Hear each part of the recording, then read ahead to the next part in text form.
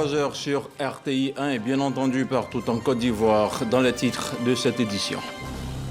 Il s'est tenu ce mercredi en Conseil des ministres. À l'occasion, le président de la République a réitéré ses félicitations à notre équipe nationale de football, les éléphants, pour avoir remporté la CAN 2023.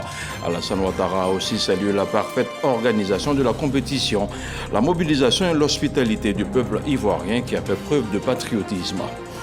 Les éléphants victorieux de la CAN 2023 et qui au passage apportent beaucoup de joie aux populations ivoiriennes. Coup de projecteur ce soir sur 3 artisans de la victoire des éléphants, Sébastien Allaire, Simon Adingra et bien sûr le coach Emer Safaï. Et puis le carême débute cette année le 14 février 2024 avec le mercredi des cendres. C'est le temps de la privation de l'aumône et de la prière pour les fidèles chrétiens. Invitation leur est faite à prendre des temps d'ascèse et de pénitence qui préparent aux fêtes liturgiques et à acquérir la maîtrise sur leur instinct et la liberté du cœur. Bonsoir à tous, la Côte d'Ivoire vous souhaite la bienvenue à Kouaba.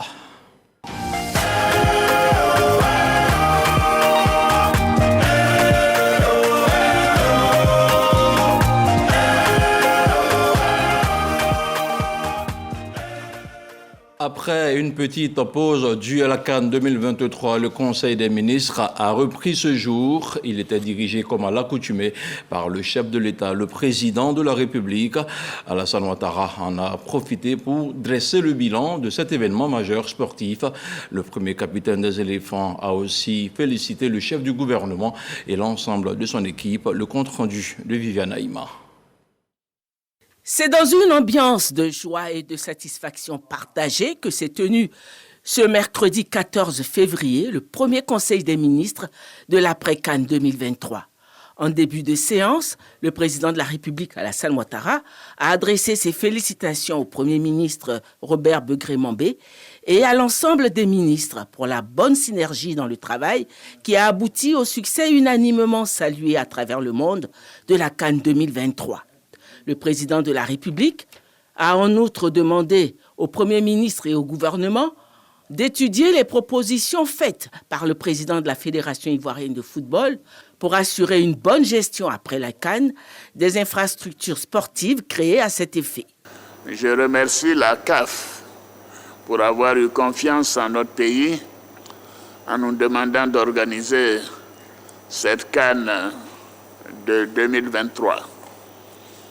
Monsieur le Premier ministre, je voudrais vous féliciter tout particulièrement et aussi les membres du gouvernement pour la bonne organisation reconnue de tous de cette CAN 2023 en Côte d'Ivoire. Le président de la CAF m'a informé qu'il y a plus de 2 milliards de personnes qui ont regardé cet événement au plan mondial. Bravo à vous. Bravo, bravo, bravo. Grâce à l'engagement de tous, notre pays a su apporter les solutions idoines qui font de cette CAN la plus belle jamais organisée. La meilleure CAN. La meilleure CAN. Bravo. Bravo, bravo. Comme je l'ai indiqué hier, je souhaite que nous continuions à maintenir et à renforcer le climat de paix et de cohésion qui a prévalu durant la CAN 2023. Avant la fin du mois de février, j'aurai des annonces à faire à cet égard. Dans le but de consolider les acquis de cette CAN, je demande à Monsieur le Premier ministre de faire en sorte que l'entretien, la maintenance et l'exploitation optimale des infrastructures de grande qualité dont nous disposons désormais soit une priorité immédiate. Le Premier ministre me l'a déjà exprimé, c'est déjà son point de vue. Le gouvernement devra également intégrer le renforcement de la formation de notre jeunesse dans différents domaines sportifs, dans les réflexions en cours sur l'utilisation de nos infrastructures. D'ailleurs, beaucoup ont pensé au départ que cette CAN était pour la jeunesse. C'est vrai, mais elle est devenue la CAN pour tous les Ivoiriens.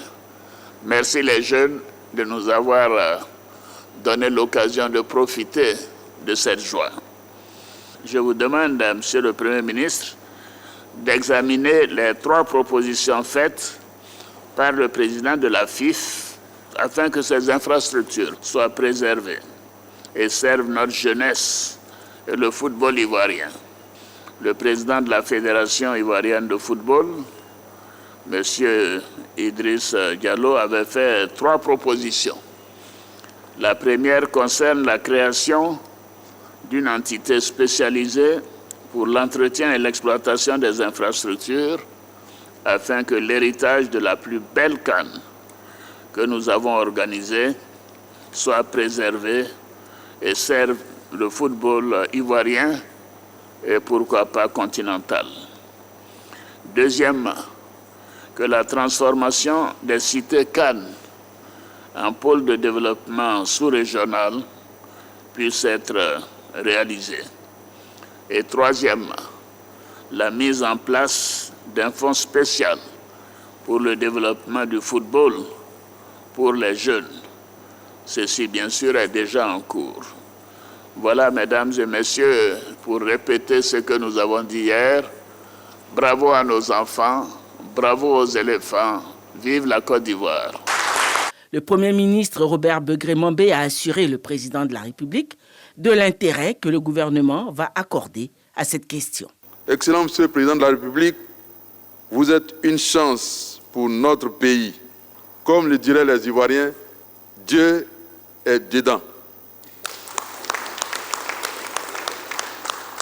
Vous nous avez donné des instructions s'agissant de la préservation de ce beau patrimoine offert à la Côte d'Ivoire entière et j'allais même dire à l'Afrique tout entière. Nous vous soumettrons dans les jours qui viennent toutes les options préparées pour avoir vos directives dans le souci de préserver ce beau patrimoine. Le Conseil des ministres avait à son ordre du jour l'examen de 5 projets de loi, 9 projets de décret, 4 communications, dont une relative au bilan partiel des actions menées par le gouvernement dans le cadre du plan d'action 2023-2025 relative à la promotion de la jeunesse. Le Conseil a en outre été informé que le vice-président de la République, Koné Moko Mélié, représentera le président de la République, Alassane Ouattara, à la 37e session des chefs d'État et de gouvernement de l'Union africaine à Addis Abeba du 16 au 18 février. Le prochain Conseil des ministres se tiendra le 28 février. Ensemble, replongeons-nous à présent dans la ferveur de l'après-CAN, une 3e victoire des éléphants qui redonne beaucoup d'espoir aux Ivoiriens.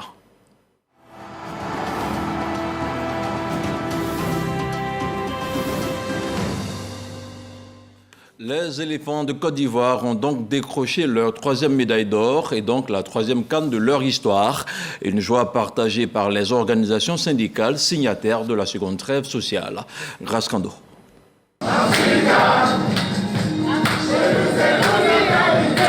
La Côte d'Ivoire, sacrée championne d'Afrique, la joie est à son comble au siège de la centrale syndicale Humanisme. Une organisation qui compte 227 syndicats représentant 622 000 travailleurs. Un travail bien fait, un travail dans la constance nous permet d'atteindre l'excellence. Et je crois que c'est une leçon de travail que les éléphants footballeurs donnent à l'ensemble du peuple de Côte d'Ivoire. Bravo au président de la République, parce que sans ces investissements, sans la construction de ces stades, de ces routes partaines, sans la construction d'une économie forte qui puisse rassurer la CAF, je pense qu'elle n'aurait pas lieu. Et le bravo, c'est à lui d'avoir aussi su motiver les joueurs, la Fédération ivoirienne de football et d'avoir galvanisé le peuple. Une joie partagée par la plateforme nationale des organisations professionnelles des secteurs publics et privés. Selon Nyanya Zadi, l'accalmie générée par la trêve sociale a joué pour beaucoup dans cette victoire. Depuis une dizaine d'années maintenant, nous sommes rentrés dans un processus de négociation, ce qu'on appelle la trêve sociale, qui a permis au gouvernement, dans cette accalmie-là, de mobiliser les ressources financières pour satisfaire les travailleurs, mais aussi pour engager les infrastructures que nous avons pu voir et qui ont émerveillé le monde. Cette accalmie que nous avons préservée, que nous continuons de maintenir avec tous les acteurs, le ministre de la fonction publique et tous les syndicalistes, a permis à notre pays d'aller véritablement vers une coupe apaisée qui s'est déroulée dans un climat social intéressant. La 3e étoile des éléphants également saluée par l'ITCI, l'intersyndicale des travailleurs de Côte d'Ivoire. La victoire des éléphants, un parcours inspirant. On a vu une équipe vraiment déterminée qui a montré de la résilience, qui a présenté également de la détermination et qui a su aller jusqu'au bout. Il faut véritablement, comme les joueurs l'ont fait, travailler dans la sérénité, dans le calme, et que chacun joue son rôle, et qu'on soit unis. Et si c'est fait, bon, je pense que le pays va se développer.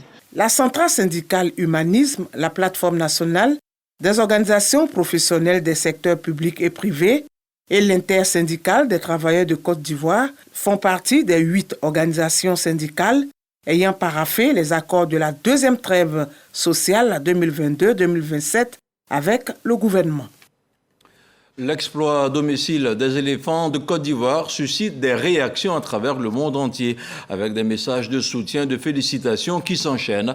Des éléphants qui sont encensés aux États-Unis, en France, au Maroc et même au Sénégal. Alexis Ouedraogo. La scène internationale s'est durant près d'1 mois laissée séduire par l'exceptionnelle canne de l'hospitalité ivoirienne. Avec la victoire des éléphants, les messages de soutien et de félicitations s'enchaînent. Présent à Abidjan lors de la débâcle de l'équipe nationale face à la Guinée équatoriale, le secrétaire d'État américain Anthony Blinken félicite. Félicitations à la Côte d'Ivoire d'avoir accueilli une Coupe d'Afrique des Nations palpitante et à son équipe, les éléphants, pour leur victoire. J'ai eu l'occasion de vivre de près l'effervescence autour de cette équipe le mois dernier à Abidjan. Des encouragements auxquels se joignent le roi du Maroc et son peuple. Monsieur le Président et chers frères, Madame la Première Dame, il m'est agréable de vous adresser et à travers vous au peuple ivoirien mes félicitations chaleureuses à l'occasion du sacre de l'équipe nationale de Côte d'Ivoire en finale de la 34e édition de la Coupe d'Afrique des Nations de football que votre pays a accueilli avec succès. Le président français Emmanuel Macron aussi. Quelle canne pour la Côte d'Ivoire, amis ivoiriens, félicitations pour votre victoire. Avec lui, le Sénégal. Au nom du peuple sénégalais et en mon nom personnel, j'ai le plaisir de vous adresser ainsi qu'au peuple ivoirien, amis et frères, mes chaleureuses félicitations à la fois pour la magnifique victoire sportive, mais également la bonne organisation de l'événement. Rappelons que pour la finale qui a opposé les éléphants de Côte d'Ivoire aux Super Eagles du Nigeria, le président du Comore et celui de Guinée-Bissau, le vice-président du Nigeria et la directrice générale de l'UNESCO étaient à Abidjan. La victoire des éléphants procure de la joie à tous les Ivoiriens, des populations ivoiriennes qui se réjouissent du sacre des éléphants et avec elles, plusieurs communautés étrangères qui vivent en Côte d'Ivoire. Pour ces dernières, ce sacre bien mérité est une fierté pour toute l'Afrique. Sidonie Davila. Ce dimanche, la Côte d'Ivoire écrit une nouvelle page de son histoire sportive en remportant la 34e édition de la Coupe d'Afrique des Nations. Au lendemain de ce sacre, dans les rues animées d'Abidjan, nous rencontrons des membres de la communauté nigériane, encore sous le charme du match épique de la finale qui a opposé les Ivoiriens aux Nigériens. On a perdu, on n'a pas démérité. Que ce soit le Nigeria qui gagne ou la Côte d'Ivoire qui gagne, c'est toujours l'Afrique qui gagne. Et vraiment, j'étais fier, j'étais content d'être avec eux.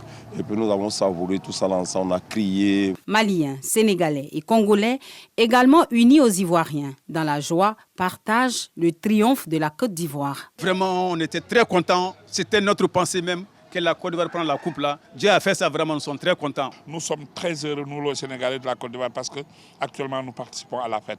Et c'est une fierté parce que je ne suis pas ivoirien, c'est vrai, mais de partout, des amis m'appellent, un peu partout dans le monde, pour me dire félicitations. C'était belle ambiance et nos frères ivoiriens. C'est nous les Congolais, on n'a pas les pommes et les Ivoiriens. On a bu des champagnes, on a mangé à locaux, on a mangé poulet braisé, poisson braisé. Jusqu'à matin, on a célébré la victoire ensemble entre frères et sœurs ivoiriens. L'équipe du Maroc, pour de nombreux Ivoiriens, est celle qui a sauvé la Côte d'Ivoire en lui permettant d'aller au 8e de finale. L'issue heureuse de la compétition fait déborder de joie les Marocains. Félicitations au peuple ivoirien pour la 3e étoile. Mon deuxième pays, Côte d'Ivoire, a gagné la coupe. On est heureux pour tout. Dans les rues de Trècheville, nous croisons Mahamoud. Ce Syrien vivant en Côte d'Ivoire depuis près d'un an exprime son admiration pour les éléphants. Nous sommes très contents que la Côte d'Ivoire ait gagné la CAN. Tout va bien. Nous sommes très contents pour ce peuple très aimable. La CAN de l'hospitalité aura fait ses preuves. Les différentes communautés présentes ont unanimement salué l'accueil du pays hôte. On doit remercier d'abord le peuple ivoirien pour sa grande hospitalité. On a été très bien reçus ici en Côte d'Ivoire. D'ailleurs, on a passé un mois ici en Côte d'Ivoire. Ça exprime la bonté de ce peuple. Beaucoup de témoignages, la presse sénégalaise, les influenceurs, les comédiens et d'autres personnes qui sont venues un peu partout du monde. Ils m'ont appelé pour me demander qu'ils n'ont jamais vu un pays comme la Côte d'Ivoire où les gens ne font que sourire. Les gens sont extraordinaires. Toutes les personnes qui sont venues du Nigeria, ils ont apprécié, ils ont vu que vraiment c'était une CAN inoubliable. Personnellement, j'ai aimé et je dis encore merci au président, son excellent Alassane Ouattara, vraiment de nous avoir permis de montrer au monde entier que nous qui sommes aujourd'hui en Côte d'Ivoire, nous ne sommes pas des étrangers ici, nous sommes chez nous. Au son des chants de victoire, les Ivoiriens ont célébré avec leur hôte au stade Félix Houphouët-Boigny les éléphants de Côte d'Ivoire. Les éléphants de Côte d'Ivoire qui réalisent donc le coup parfait et se hissent sur le toit du continent. Une victoire remplie de symboles et d'enseignements. Et parmi les joueurs qui apportent de la joie aux Ivoiriens, on retrouve par exemple Sébastien Haller, Simon Adingra et le coach Emer Safaé. 3 hommes, 3 symboles d'abnégation, mais aussi 3 symboles de la victoire finale. Serge Coléa. Sébastien Romain Teddy Haller, Simon Adingra, Emer Safaé, 3 noms dans la mémoire collective. Et pourtant, rien ne laissait présager une telle issue pour eux. Simon Adingra se blesse. Sa participation devient incertaine. Le sélectionneur Gassé le retient malgré tout. Adingra, espoir de tout un peuple, rentre fébrilement en jeu au 3e match contre la Guinée équatoriale et subit avec ses coéquipiers le naufrage collectif. Le jeune footballeur qui joue sa première Coupe d'Afrique des Nations semble vivre un cauchemar. La Côte d'Ivoire qui est battue 4-0, qui certainement quitte la compétition ce soir. Ils vont espérer évidemment un miracle et prendre une place de meilleur 3e avec 3 points seulement avec ce goal average. Heureusement, le sort qui s'acharne contre lui sera conjuré par des Marocains venus à la rescousse en bon samaritain. C'est le déclic. Parmi les 4 meilleurs 3e, la Côte d'Ivoire se remet en selle avec un Simon Adingra étincelant.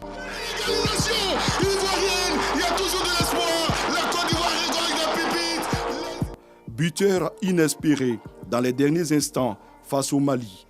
L'ailier au sourire angélique met la Côte d'Ivoire à ses pieds. Il est même porté en triomphe par le ministre d'État, Kobena Kwasi Adjoumani. Simon ne s'arrête pas en si bon chemin. Il confirme le dimanche 11 février au stade olympique Alassane Ouattara. L'enfant du Zanzan est décisif. Il offre 2 passes transformées en but par Franck Kessié et Sébastien Haller. Joli coup du destin pour ce gamin en or. La défense, le ballon récupéré par Simon Adingra qui part à l'extérieur. Le dribble extérieur, il est réussi avec le centre. Non! Et la déviation! La Côte d'Ivoire qui prend les devants. La Côte d'Ivoire dans sa finale. Simon Adingra, homme du match à la finale de la CAN 2023 et meilleur jeune joueur de la compétition. L'histoire s'écrit en lettres d'or pour ce footballeur de 22 ans, orphelin de père, qui rêvait de devenir professionnel afin de rendre son géniteur fier. Ouais, c'est mon destin, le destin. Je vois dédier ce trophée à mon papa qui est décédé en l'an 2016. Je me battais pour lui et malheureusement, il n'a pas vu ce que son fils est devenu aujourd'hui. Sébastien Haller, l'autre blessé des éléphants avant la CAN, lui, a traversé des moments plus que difficiles. Atteint d'un cancer en juillet 2022, l'attaquant ivoirien du Borussia Dortmund incarne le modèle de résilience. En janvier 2023, après 2 interventions chirurgicales et diverses séries de chimiothérapie, il gagne son combat contre le cancer et retrouve l'ambiance des stades. Mais les espoirs placés en lui par la Côte d'Ivoire s'effondrent à la suite d'une blessure à quelques jours de la CAN. Maintenu dans le groupe, Haller sort la tête en 8e avant d'exploser en demi-finale contre la RDC et en finale devant la solide défense des Super du pied de Sébastien Haller qui offre ce deuxième but aux à la Ivoiriens. Zlatan Ibrahimovic et le trophée offert au président Alassane Ouattara.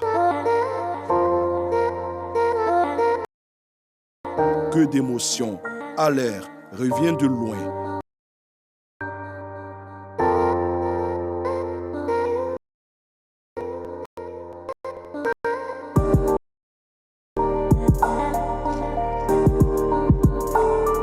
Dans cette canne des éléphants, le vrai conte de fées est celui vécu par cet homme, Emers Faé. C'est l'histoire d'un footballeur international. 44 sélections, finaliste en 2006 de la CAN. Le milieu de terrain met un terme à sa carrière en février 2012, à 28 ans seulement, victime d'un mal. Tout semble perdu pour lui, mais il passe ses diplômes d'entraîneur et suit son destin. Un destin qui le ramène en 2022 au sein des éléphants. Nommé entraîneur national adjoint par le président Yassine Idriss Diallo, Faé coach les moins de 23 ans et reste dans l'ombre du sélectionneur Gassé. Après un premier tour catastrophique des éléphants, il prend les rênes de la sélection. La suite se passe de commentaires. Faé donne la coupe à tout un peuple mobilisé. Il révèle des joueurs, impose la concurrence et crée la combativité tant recherchée. Dans la foulée, il est désigné meilleur coach de la CAN. Quelle belle histoire! La Côte d'Ivoire est sacrée championne d'Afrique pour la 3e fois de son histoire. Le miracle ivoirien s'est produit ce soir à Ebimpe. Une équipe ressuscitée. Emers Faé, Guy Demel. Nous sommes le mercredi 14 février, le mercredi de cendre chez les fidèles chrétiens, une imposition de cendre qui marque le début du temps de carême, une période qui va durer 40 jours et qui nous mènera jusqu'à la Pâque. Immersion dans les différentes paroisses de la commune de Cocody avec Désiré Enyamou et Michel Mambo. Les fidèles catholiques du monde entier démarrent ce mercredi 14 février 2023 le carême. Le carême pour nous chrétiens catholiques nous rappelle les 40 jours que Jésus a passé dans le désert et nous rappelle l'urgence de la conversion. Marcher avec le Christ, marcher dans l'intimité du Christ. Cheminement vers la Pâque, la fête de la résurrection du Christ, le carême repose sur 3 piliers, la pénitence, le partage et la prière. Ce temps de carême, c'est un temps de prière, un temps de conversion. Toutes nos mauvaises habitudes que nous avons, nous devons laisser afin de nous rapprocher mieux au Seigneur. Ça me permet, moi, de, renouer à nouveau avec le Seigneur. Voilà, me recentrer sur cette vie spirituelle-là. En cette période de pénitence et de méditation, le chrétien devra définir son effort de carême dès l'entame de cette marche à la rencontre du Christ. 24 heures avant le mercredi des cendres, c'était le Mardi Gras, une période festive pour les tout-petits qui se déguisent grâce à l'aide des parents, des écoliers qui ont décidé cette année de mettre en valeur des tenues des différents groupes ethniques de Côte d'Ivoire. Un reportage de Serge Pacom Didi avec le commentaire de Didier Nguessan. Ces vêtus dans des tenues traditionnelles sénoufo, Dan, Akan, Oué et Malinké que les tout-petits des 2 plateaux vallons sont fièrement arrivés dans leur établissement. Un Mardi Gras riche en couleurs et en émotions. Nous sommes dit que les enfants doivent aussi apprendre leur culture. Donc de temps en temps, il faut aussi les amener à connaître les différents groupes ethniques de chez eux. C'est pour cela que nous avons choisi ce thème-là. Des tenues confectionnées à la main pour certains, d'autres achetées depuis un bon moment. Le Mardi Gras est un moment très attendu par les enfants. Anthony Yacouba pour cette fête de Mardi Gras 2024. Je connais les Yacouba de la région de Mont. Les CM1, CM2 sont habillés en tenue Yacouba. Les CE1, CE2 sont habillés en tenue Maleke. CP1 et CP2 sont habillés en tenue baoulé et la maternelle est habillée en tenue ébriée. Je suis très content de participer à mon dernier Mardi Gras au primaire. Mardi Gras est par essence une fête célébrée à la veille du mercredi des cendres, jour d'entrée dans le carême, dans lequel les chrétiens sont invités à prier et jeûner. Le commentaire était assuré par Abou Sanogo. L'école des sourds-muets dans la commune de Yopougon n'est pas restée en marge de la célébration du Mardi Gras. Un peu plus de 200 enfants ont redonné le sourire à ces personnes porteuses d'handicap. Un reportage de Désiré Niamou avec Jean-Marc Djadji. La tradition est mise à l'honneur en cette journée de Mardi Gras par les pensionnaires de l'école ivoirienne des sourds. Un moment de réjouissance et de gaieté pour ces tout-petits. À cette occasion, ils sont en tenue traditionnelle, issus de la Côte d'Ivoire et de différents pays de la sous-région, tous qualifiés pour la Coupe d'Afrique des Nations. Je suis très content et depuis la maison, nous sommes arrivés ici. Nous avons représenté la communauté marocaine et je suis très heureux. Je suis en joie parce que mes amis et moi, nous sommes arrivés à Trècheville pour la célébration du Mardi Gras. Nous avons défilé, représenté beaucoup de communautés. Dans la commune de Trècheville, c'est par une parade que les enfants célèbrent cette fête. Objectif, inculquer les valeurs, vivre ensemble. Nous avons voulu, avec le Mardi Gras, rester dans la même mouvance en représentant la majorité des pays qui étaient présents à cette canne-là pour encore montrer que la Côte d'Ivoire est un pays d'accueil. Nous donnons une formation pédagogique et culturelle aux enfants. Nous avons aussi pour mission de sensibiliser la population à l'inclusion sociale des enfants déficients auditifs. Mardi Gras est une célébration qui précède le mercredi des cendres, marquant ainsi le début du carême chrétien. Une période de partage et de convivialité. Nous sommes le 14 février, le Mardi Gras et le mercredi des cendres n'éclipsent pas pour autant la Saint-Valentin. Une équipe de la rédaction de RTI 1 a rendu visite à un couple ivoiro-nigérian, un couple qui a vécu à sa manière l'ambiance de la finale de la CAN opposant le Nigeria à la Côte d'Ivoire. Au micro de Serge Pacom Didi, il nous livre quelques astuces pour transcender leurs différences. Un commentaire de Franck Kodio. L'amour qui brise les barrières frontalières et même celles de la langue. Aimé Diaka et Enemor, deux couples de parfaits exemples. Don Koko Ene Diaka, d'origine nigériane, et Akmel Marina, ivoirienne originaire de Dabou, comptabilisent une vingtaine d'années de vie de couple. Un amour récompensé par la naissance de 8 enfants. L'amour, il n'y a pas de nationalité, il n'y a pas d'ethnie. L'amour, c'est l'amour. Dans le temps, mon mari, il avait un magasin d'habits, et j'avais accompagné une de mes grandes sœurs pour faire ses achats. Une autre fois, on est passé encore et c'est là que mon cher mari m'a fait signe. Juin 2017, mairie de Yopougon, Mireille, native de Bassam, et Enemor Godwin, Nigérien convole en juste noces. C'est en avril 2011 que les deux tourtereaux se rencontrent pour la toute première fois à Gabriel-Gare, commune de Yopougon. Une union auréolée par la naissance de 5 garçons. Lui, il était dans un magasin de pièces détachées et moi, j'étais dans un magasin de construction. Tout est parti comme ça. Monsieur a envoyé quelqu'un pour prendre mon numéro. Moi, je ne parle pas français bien même. Je lui ai dit, et puis il n'a qu'à envoyer quelqu'un, il va transférer. Tu vas transférer ce qu'il dit là en français pour les donner. 14 février, fleurit le langage de l'amour dans son expression des plus idylliques. Anglophones, francophones ou toute autre mixité le comprennent bien. Au départ, les parents étaient sceptiques et Dieu faisant les choses, il a su emmener ma famille à l'aimer pour ce qu'il est. Par amour, je me suis mise à apprendre l'anglais. Ensuite, je me suis mise à la nourriture ibo.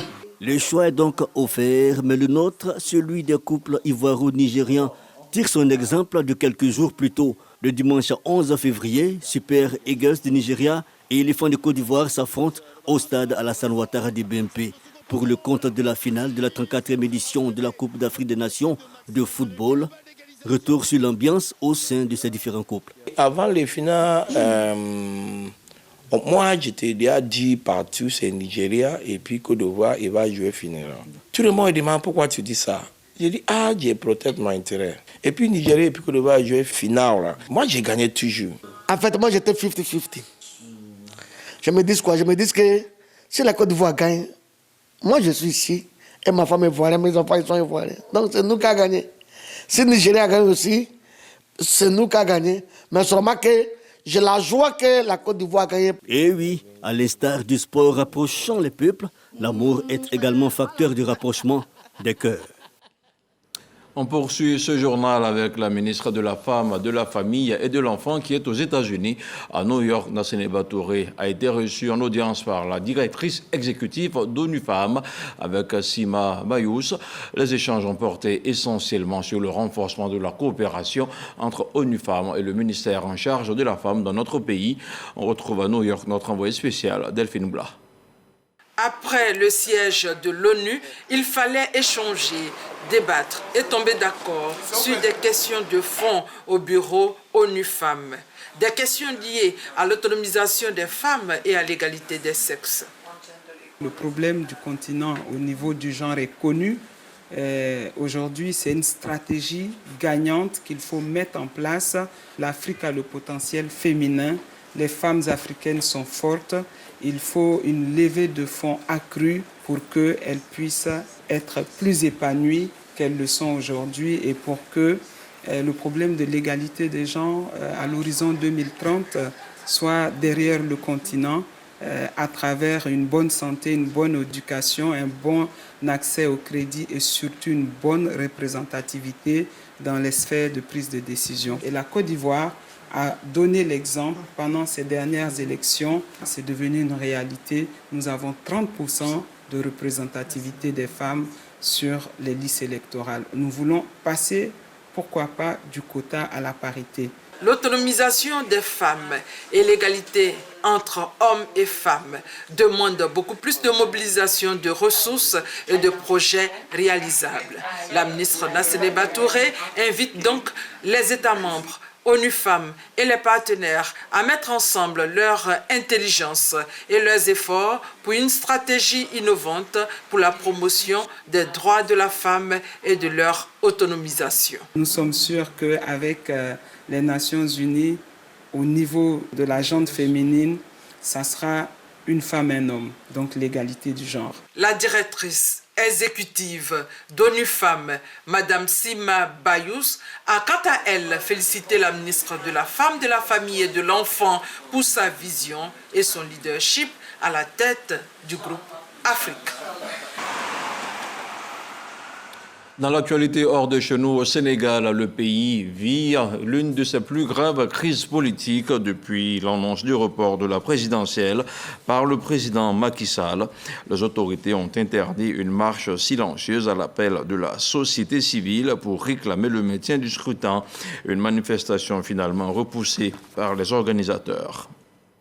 Et puis en France, c'est aujourd'hui que le pays a rendu un dernier hommage à Robert Badinter, l'avocat et ancien ministre de la Justice à l'origine de l'abolition de la peine de mort, est décédé le 9 février dernier. Un hommage national s'est tenu place Vendôme à Paris, où se trouve le ministère de la Justice. Et je cite, « Votre nom devra s'inscrire au Panthéon », a lancé Emmanuel Macron lors de l'éloge funèbre de l'ancien ministre de la Justice. On referme la télé, ce journal est terminé. Merci de nous avoir suivis et bon début de carême à tous les fidèles chrétiens du monde entier. C'est quoi? Et vous savez